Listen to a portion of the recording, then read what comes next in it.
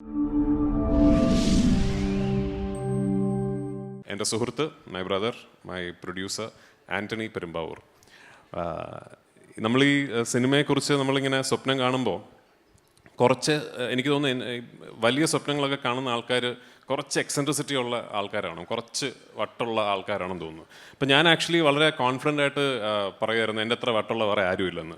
എന്നേക്കാൾ വട്ടുള്ള ഒരാളുണ്ട് ആക്ച്വലി, അതാണ് ശ്രീ ആൻ്റണി പെരുമ്പാവൂർ. ഞാൻ ഈ സിനിമ എനിക്ക് തോന്നുന്നത് ആദ്യം ഇതിൻ്റെ ഐഡിയ പറയുന്നത് മുതൽ ഇത് ഏറ്റവും കൂടുതൽ ഇത് മനസ്സിലാകുന്ന ആൾ എന്നെ സംബന്ധിച്ചിടത്തോളം ആൻ്റണി പെരുമ്പാവൂറാണ്. ഞാൻ എൻ്റെ ഒരു ഷൂട്ട് സ്ക്രിപ്റ്റ്, മുരളി ഒരു സ്ക്രിപ്റ്റ് എഴുതി കഴിഞ്ഞാൽ ഞാനും മുരളിയും കൂടെയുള്ളൊരു മൽപ്പിടുത്തമുണ്ട് കുറച്ച് നാളത്തേക്ക്. അത് കഴിഞ്ഞ് when both of us are mutually on a same place, അപ്പോഴാണ് ഞാൻ എൻ്റെ നിർമ്മാതാവിനോടും എൻ്റെ മെയിൻ ലീഡ് സ്റ്റാറിനോടും സ്ക്രിപ്റ്റ് പറഞ്ഞ് കേൾപ്പിക്കുന്നത്. അപ്പോൾ ഞാൻ ഈ എമ്പുരാൻ്റെ സ്ക്രിപ്റ്റ് ഞാൻ ദുബായിലെ ആശീർവാദിൻ്റെ ഓഫീസിൽ പോയി അവിടെ വെച്ചിട്ടാണ് ഞാൻ ആദ്യമായിട്ട് ലാൽ സാറിനോടും ആൻ്റണിയോടും നറേറ്റ് ചെയ്യുന്നത്. ഇപ്പോൾ ലാലേട്ടൻ ആസ് യൂഷ്വൽ ആൻ്റണി ആ കുട്ടി 5-6 ഹെലികോപ്റ്റർ എന്നൊക്കെ പറയുന്നുണ്ട് എന്ന് പറഞ്ഞ് അങ്ങനെ പറഞ്ഞുള്ളൂ. പക്ഷേ ഈ അന്നത്തെ നറേഷനിൽ മൂപ്പർക്ക് മനസ്സിലായതാണ് ഈ സിനിമ. പിന്നെ ഇടയ്ക്കിടയ്ക്ക് ഇങ്ങനെ എൻ്റെ ബാക്കി വന്നിരുന്ന് പറയും, അണ്ണ ഇതെങ്ങോട്ടാണ് ഈ പോക്ക് ഒക്കെ ചോദിക്കുമെങ്കിലും ഞാൻ എപ്പോഴും പറയും, എൻ്റെ അസോസിയേറ്റ് ഡയറക്ടറെ പോലെ, എൻ്റെ ചീഫ് ടെക്നീഷ്യൻസിനെ പോലെ തന്നെ എൻ്റെ സിനിമ മനസ്സിലാക്കി കൂടെ നിൽക്കുന്ന ഒരു പ്രൊഡ്യൂസർ എനിക്കുണ്ട് എന്നുള്ളതാണ് എൻ്റെ ഏറ്റവും വലിയ ശക്തി. അപ്പോൾ താങ്ക് യു എന്നെ സഹായിച്ചതിന്. നമുക്ക് ഈ സിനിമ കഴിഞ്ഞിട്ട് ഇനി ഒരു വലിയ പടമൊക്കെ ചെയ്യണം കേട്ടോ. അടുത്തത് ഓഫ് കോഴ്സ് ഞാൻ എങ്ങനെ താങ്ക്സ് പറയണമെന്ന് എനിക്ക് അറിയില്ല. ലാൽ സാറിനോട്, ഞാൻ ഇപ്പോൾ ലാലേട്ടനെ വിളിക്കും, ലാലേട്ടനോടാണ് ആക്ച്വലി. കാരണം this whole thing would not have been possible if not for him.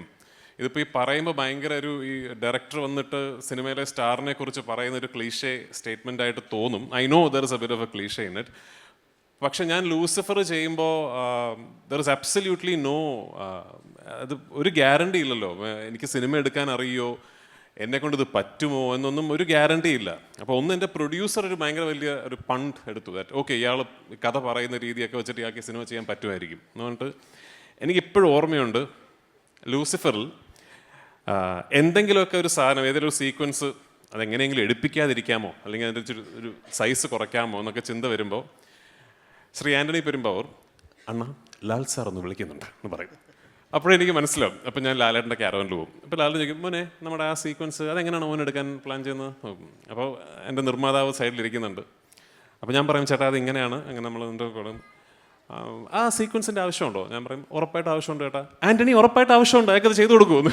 അപ്പോൾ ഇമ്മീഡിയറ്റ് ലാലേട്ടൻ.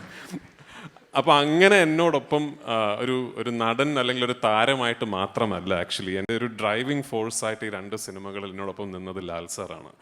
ഈ എമ്പുരാൻ എന്ന് പറയുന്ന സിനിമയെക്കുറിച്ച് എനിക്കൊരു കാര്യം പറയാനുള്ളത്, എൻ്റെ കരിയറിൽ ഞാൻ അഭിനയിച്ച സിനിമകളും സംവിധാനം ചെയ്ത സിനിമകളും നിർമ്മിച്ച സിനിമകളും ഒക്കെ തന്നെ എൻ്റെ കരിയറിൽ I have not been part of another film that has had to face so many obstacles from weather.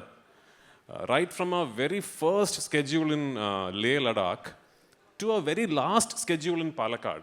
And in between this, we pretty much travel around the world. Every country, every place, we had run-ins with weather. But what happens is obviously a lot of money goes waste.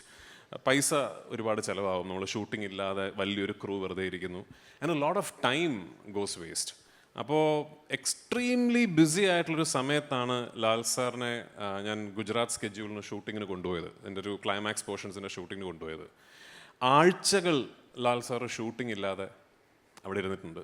അപ്പോൾ എന്നും രാവിലെ ഒരു 11:30-12 മണിയൊക്കെ ആകുമ്പോൾ നമുക്ക് മനസ്സിലാവും ഇന്നിന് shooting നടക്കാൻ പോകുന്നില്ല, കാരണം ഭയങ്കര മഴയായിരിക്കും.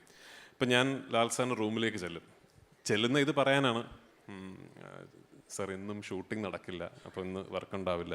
അപ്പോൾ ഓരോ ദിവസം കഴിയുമ്പോഴും എനിക്കിങ്ങനെ ഉള്ളിൽ ഇത് ഓക്കെ, ഞാനിപ്പോൾ എന്തായാലും ഈ സിനിമയുടെ സംവിധായകൻ ഇത് തീർക്കാൻ വേണ്ടി നിൽക്കുന്നു, അദ്ദേഹം വേറെ ഒരുപാട് കാര്യങ്ങളുടെ ഇടയിൽ നിന്നാണല്ലോ വന്നത്. അതിൻ്റെ ഒരു 5-ാമത്തെ 6-ാമത്തെ ദിവസം കഴിഞ്ഞപ്പോൾ I will never forget this. ഒരു ദിവസം ഞാൻ പോയിട്ട് സാർ സോറി ഇന്നും ഷൂട്ട് നടക്കില്ല. അപ്പോൾ എൻ്റെ ആദ്യം പറഞ്ഞാൽ, മോനെ അത് കുഴപ്പമില്ല, മോൻ അത് നന്നായിട്ട് എടുത്താൽ മതി എന്ന് പറഞ്ഞു. അപ്പോൾ ഞാനതൊന്നും ഒരിക്കലും മറക്കില്ല. It is not just a big memory for me as a filmmaker. It is a lesson for me as an actor. അപ്പോൾ താങ്ക് യു ലാലേട്ട for being who you are.